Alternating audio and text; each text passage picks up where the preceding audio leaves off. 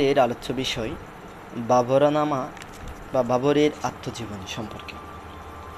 মানব সভ্যতার ইতিহাসে তুর্কি ভাষায় রচিত মুঘল সম্রাট বাবরের আত্মজীবনী বা বাবরনামা একটি শ্রেষ্ঠ গ্রন্থ।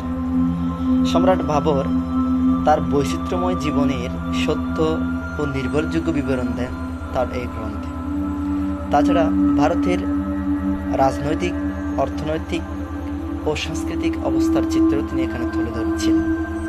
ঐতিহাসিক হেনরি বেভারেজের মন্তব্যে তিনি বলেন যে বাবরনামা সর্বকালের একটি অমূল্য গ্রন্থ, যা সেন্ট অগাস্টিন, রুশোর স্বীকারোক্তি এবং গিবন ও নিউটনের আত্মচরিতের সাথে তুলনীয়।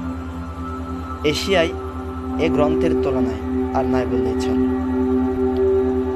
এটি সম্রাট নিজেই স্বরচিত করেছেন এবং তুর্কি ভাষায় এটি রচনা করেছিলেন।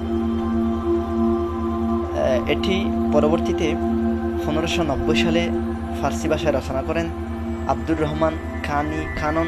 তিনি ছিলেন বাবরের নবরত্ন সভার অন্যতম একজন সদস্য। পরবর্তীতে 1826 সালে ইংরেজি ভাষায় অনুবাদ করেন লেইডেন, বাংলা ভাষায় অনুবাদ করেন 2 খণ্ডে প্রিন্সিপাল ইব্রাহিম খাঁ এবং ফরাসি ভাষায় রচনা করেছিলেন উইলিয়াম আরসনিক। এই গ্রন্থে বাবর কি কি উল্লেখ করেছেন সেটা যদি আমরা দেখি, তাহলে দেখা যাচ্ছে সম্রাট তার শৈশব এবং যৌবনের বিবরণ এখানে করেছেন।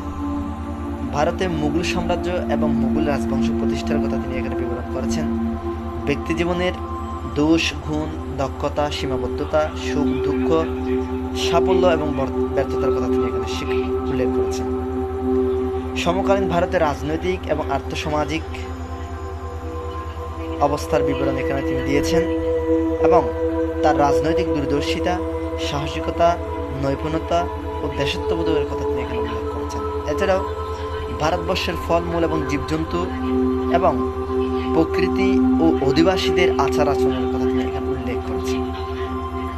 তিনি লিখেছেন যে স্বর্ণ ও রূপাপূর্ণ এটি একটি বিরাট দেশ, তারপরেও তিনি এদেশের অধিবাসীদের প্রতি সন্তুষ্ট হতে পারেননি।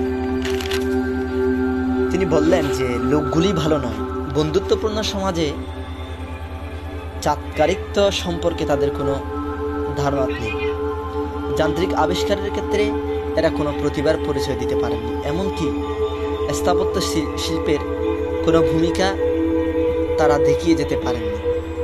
তবে অবশ্য বাবর অল্প সময়ে ভারতবর্ষের অধিবাসীদের সম্পর্কে ধারণা নিতে পারেননি।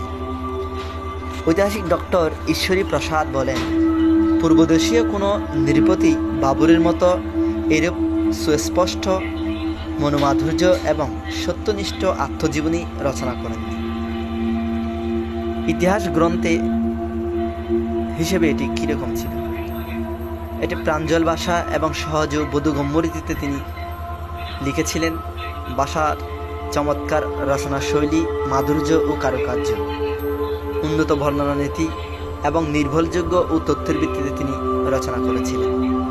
স্যার জ্ঞানস রস তিনি বলছেন যে সর্বযুগের সাহিত্যের মনোমুগ্ধকর ও রোমাঞ্চকর সৃষ্টিগুলির মধ্যে অন্যতম ছিল বাবরনামা গ্রন্থটি।